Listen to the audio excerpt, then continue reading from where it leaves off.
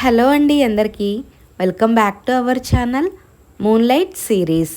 ఈరోజు ఈ వీడియోలో నా బర్త్డే వ్లాగ్ అనేది షేర్ చేస్తాను.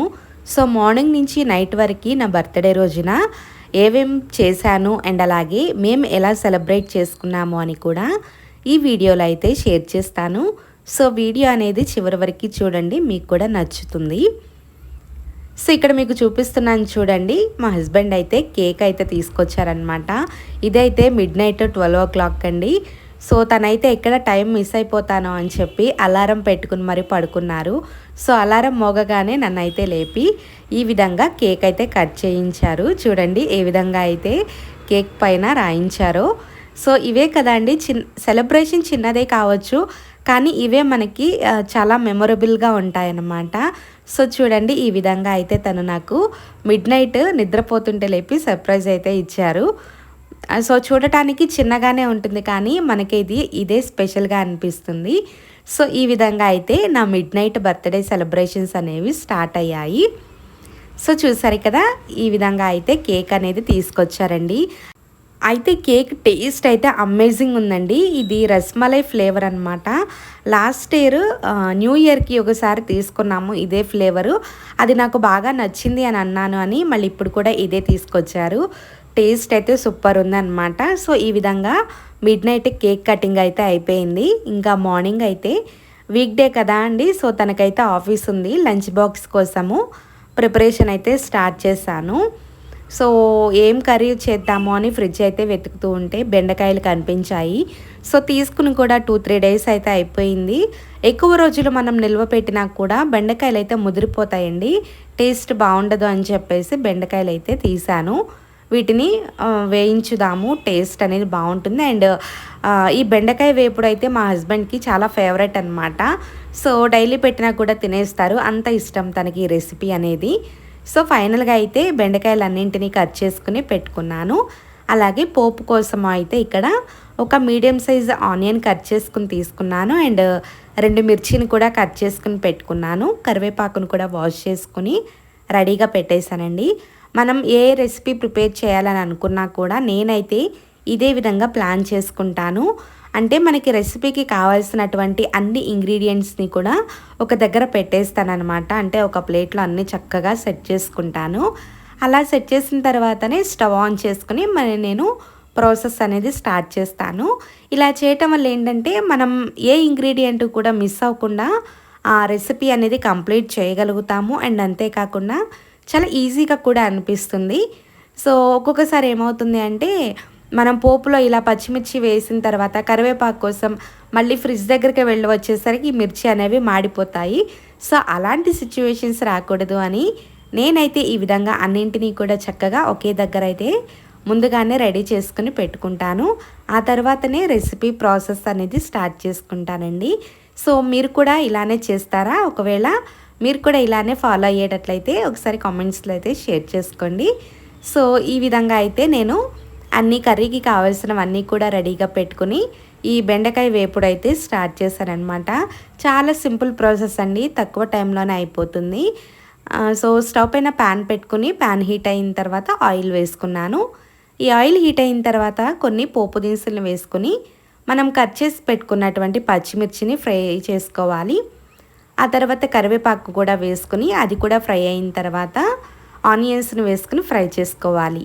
ఆనియన్స్ కూడా ఫ్రై అయ్యాక దీంట్లోనే కొద్దిగా పసుపుని వేసుకుని ఒకసారి మిక్స్ చేసి మనం ముందుగా కట్ చేసి పెట్టుకున్నటువంటి బెండకాయ ముక్కల్ని వేసుకుని మొత్తము కలిసేలాగా మిక్స్ చేసుకుని ఫ్రై చేసుకోవాలండి. లో ఫ్లేమ్లో మాత్రం అస్సలు పెట్టకండి, ఎందుకంటే మనకి జిగురు అనేది ఉంటుంది కదా ఈ బెండకాయల్లో. లో ఫ్లేమ్లో పెట్టుకుంటే ఆ జిగురు అనేది ఎక్కువగా వస్తుంది.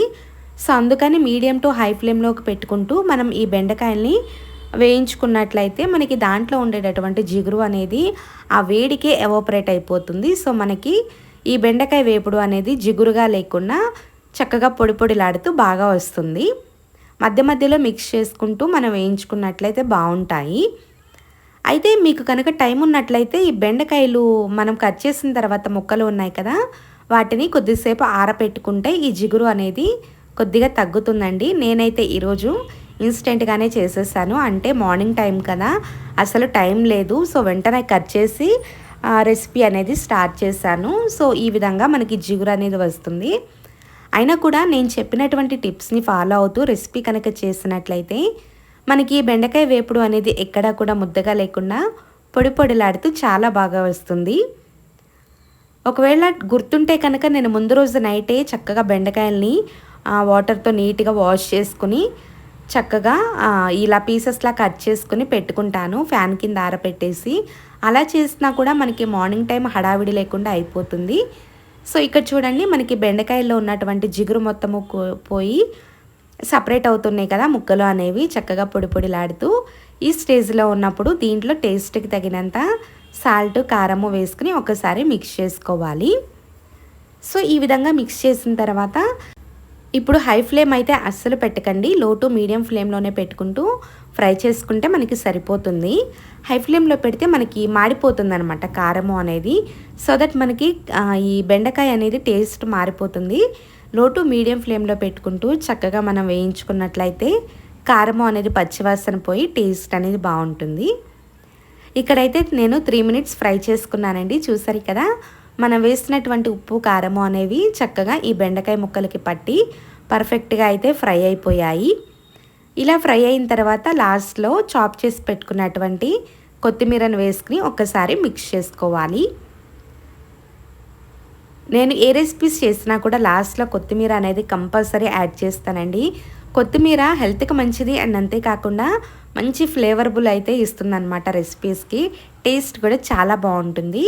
సో ఈ కొత్తిమీర కూడా ఒకసారి మిక్స్ చేసిన తర్వాత లో ఫ్లేమ్లోనే 2 మినిట్స్ పాటు మనం ఫ్రై చేసుకుంటే ఆ కొత్తిమీర ఫ్లేవర్ అనేది ఈ బెండకాయ వేపుడికి బాగా పట్టి టేస్ట్ అనేది చాలా బాగుంటుంది.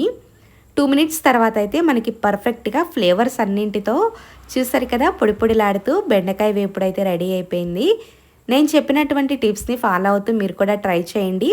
బెండకాయ వేపుడు అనేది చాలామందికి ఎంత ట్రై చేసినా కూడా ఇలా పొడి పొడిలాడుతూ రాకుండా ముద్దగా వస్తుంది. ఇంట్లో వాళ్ళు తినడానికి ఇష్టపడరు. సో అలాంటప్పుడు ఈ విధంగా ట్రై చేసి చూడండి. ఆయిల్ తక్కువగానే పడుతుంది అండ్ మనకి ముద్దగా లేకుండా అంటే జిగురు అనేది ఎక్కడే లేకుండా బెండకాయ ముక్కలు అనేవి చక్కగా సపరేట్ అవుతూ టేస్ట్ అనేది చాలా బాగుంటుందన్నమాట. సో మీరు కూడా ఇప్పుడు నేను చూపించినటువంటి విధంగా ట్రై చేయండి. చాలా బాగా వస్తుందండి రెసిపీ అనేది. ఇది మనకి రైస్లోకే కాకుండా సైడ్ డిష్గా కూడా చాలా బాగుంటుందండి. పప్పు రసం ఇలాంటి వాటిలోకి కూడా టేస్ట్ అనేది చాలా బాగుంటుంది. సో మీరు కూడా డెఫినెట్గా ఈ రెసిపీని అయితే ట్రై చేయండి. నేనైతే ఈరోజు నా హస్బెండ్కి లంచ్ బాక్స్లోకి ఈ బెండకాయ వేపుడుతో అయితే తనకి లంచ్ బ్యాగ్ అనేది ప్యాక్ చేశాను. సో ఇక్కడైతే నేను కర్రీ అయితే ప్రిపరేషన్ అయిపోయింది కదా. నెక్స్ట్ అయితే బ్రేక్ఫాస్ట్ అనేది ప్రిపేర్ చేస్తున్నాను. ఈరోజు అయితే నేను బ్రేక్ఫాస్ట్కి దిబ్బ రొట్టె వేస్తున్నానండి. సో ఇదైతే పాతకాలం వంటనే చెప్తాను. ఈ రోజుల్లో చాలామంది ఈ రెసిపీని అయితే చేయరు, కానీ నేనైతే ఇప్పటికీ కూడా ఈ రెసిపీ అనేది చేస్తాను. నాకైతే చాలా ఇష్టం అన్నమాట. సో చిన్నప్పుడు మా నాన్నమ్మ ఎక్కువగా వేస్తూ ఉండేవాళ్ళు. ఏం లేదండి, చాలా ఈజీ అన్నమాట. మనం రెగ్యులర్గా దోశ బ్యాటర్ రెడీ చేసుకుంటాం కదా. సో ఆ దోశ బ్యాటర్లోనే ఆనియన్, పచ్చిమిర్చి, జీలకర్ర, కొత్తిమీర వీటిని బాగా కట్ చేసుకుని అంటే ఫైన్గా చాప్ చేసుకుని వేసుకోవాలి. అండ్ మీకు ఇష్టం ఉంటే క్యారెట్ కూడా తురిమి వేసుకోండి. టేస్ట్ అనేది బాగుంటుంది అండ్ హెల్త్కి కూడా మంచిది. సో టేస్ట్కి తగినంత సాల్ట్ని కూడా యాడ్ చేసుకుని బాగా మిక్స్ చేసి ఒక ప్యాన్లో ఈ విధంగా ఆయిల్ వేసుకుని 2 గరిటెలు పిండిని వేసుకోవాలి. అయితే పిండి వేసిన తర్వాత ఎక్కువగా స్ప్రెడ్ చేయకూడదండి. సో చూస్తున్నారు కదా నేను ఏ విధంగా అయితే చేస్తున్నానో. అయితే మనకి ఇక్కడ ఇంకొక మెయిన్ ఏంటంటే ఈ దిబ్బ రొట్టె మనం కాల్చుకునేటప్పుడు ఫ్లేమ్ అనేది మీడియం కానీ హై కానీ అస్సలు పెట్టకూడదు. ఓన్లీ లో ఫ్లేమ్లోనే పెట్టుకుని చూడండి 2 సైడ్స్ కూడా ఇలా కలర్ అనేది చేంజ్ అయ్యేంత వరకు కంపల్సరీగా మూత అనేది పెట్టుకుని మనం కాల్చుకున్నట్లయితే ఈ దిబ్బ రొట్టె అనేది లోపల వరకు కూడా చక్కగా కాలి టేస్ట్ అనేది సూపర్ ఉంటుందన్నమాట. మీరు ఒకవేళ ఎప్పుడు ట్రై చేయకపోతే ట్రై చేయండి, మీకు కూడా డెఫినెట్గా నచ్చుతుంది. ఇంకా దీనికి కాంబినేషన్గా అయితే పల్లి చట్నీ చేశాను. అండ్ దానితో పాటుగానే అల్లం పచ్చడి అయితే మా ఇంట్లో రెగ్యులర్గా ఉంటుంది. సో ఒక్కసారి అల్లం పచ్చడి పడితే నాకు 3 మంత్స్ వరకు వస్తుందండి. టేస్ట్ అనేది చాలా బాగుంటుంది. ఒకవేళ మీకు ఈ రెసిపీ కావాలి అని అనుకుంటే అల్లం పచ్చడి రెసిపీ కామెంట్ చేయండి, తప్పకుండా షేర్ చేస్తాను పక్కా కొలతలతో. సో ఈ విధంగా అయితే తనకి బ్రేక్ఫాస్ట్ అనేది ప్రిపేర్ చేసి పెట్టాను. ఇక తనైతే బ్రేక్ఫాస్ట్ చేసి ఆఫీస్కి వెళ్ళిపోయారండి. ఇక దాని తర్వాత అయితే నేను ఫ్రెష్ అప్ అయ్యి పూజనైతే కంప్లీట్ చేసుకున్నాను. సో బర్త్డే కదా అండి, ఏదో ఒకటి స్పెషల్ అయితే ఉండాలి కదా అన్నట్లుగా డిన్నర్కి బయటికి వెళ్దాము, ఇంట్లో ఏం ప్రిపేర్ చేయకు అని అన్నారు. చూస్తున్నారు కదా, వర్షం అయితే ఒక రేంజ్లో పడిందనమాట. 1 అవర్ వరకు కంటిన్యూస్గా పడుతూనే ఉందండి. ఇంకా నేనే అన్నాను, వర్షం పడుతుంది కదా, వద్దులే ఇంట్లోనే ఏదో ఒకటి ప్రిపేర్ చేస్తాను అని. కానీ నా హస్బెండ్ అయితే అస్సలు ఒప్పుకోలేదు. లేదు, టైం ఎంతైనా అవ్వనియ్యి, వర్షం తగ్గాలి, తగ్గిన తర్వాతనే మనం డిన్నర్కి బయటికి వెళ్ళాల్సిందే అని అన్నారు. సరే అని చెప్పేసి వర్షం వైపు చూస్తూ కూర్చున్నాను నేనైతే. వర్షం ఎప్పుడు తగ్గుతుందా, ఎప్పుడు వెళ్దామా అని. ఫైనల్గా అయితే 9:45 వరకు పడుతూనే ఉందండి వర్షం. ఇక అప్పుడు వర్షం తగ్గిన తర్వాత రెస్టారెంట్కి అయితే వెళ్ళాము. అండ్ రెస్టారెంట్లో వీడియో తీద్దాము అని అనుకున్నాను, కానీ ఫుల్ అయిపోయిందనమాట. ఫుల్ క్రౌడ్ అనేది ఉంది. ఆ రోజు మరి ఏం స్పెషల్ ఏమో తెలియదు, కానీ మేమే ఒక 20 to 30 మినిట్స్ వరకు వెయిటింగ్ అనమాట సిట్టింగ్ కోసము. అంత క్రౌడ్ ఉండే. సో నేను వీడియో తీయడానికైతే కుదరలేదండి. సో అందుకని ఇమేజెస్ అయితే యాడ్ చేస్తున్నాను. మేమైతే ఆ రోజున నాటుకోడి బిర్యానీ తీసుకున్నాము. అండ్ దానితో పాటుగా అపోలో ఫిష్ అనేది తీసుకున్నాము. టేస్ట్ అనేది 2 కూడా చాలా బాగున్నాయి. ఇంకా ఆ విధంగా డిన్నర్ అనేది కంప్లీట్ చేసుకుని ఇంటికైతే రిటర్న్ అయిపోయాము. సో ఇంటికి వచ్చేవరకు అయితే వర్షం అనేది లేదండి. సో వెళ్ళే ముందే కొద్దిగా ఇబ్బంది అయితే పెట్టింది వర్షం అనేది.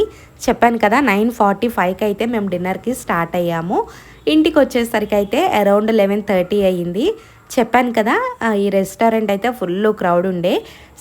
సో అందుకే బాగా లేట్ అయిపోయిందండి డిన్నర్ అయ్యేసరికి. ఇక డిన్నర్ కంప్లీట్ చేసుకుని ఇంటికైతే వచ్చేసరికి అరౌండ్ 11:30 అయితే అయ్యింది. సో ఈ విధంగా అయితే ఈ ఇయర్ నా బర్త్డే అనేది జరిగింది. చూసారు కదండి, మార్నింగ్ టు నైట్ వరకు నా బర్త్డే వ్లాగ్ అనేది ఏ విధంగా ఉంది అని.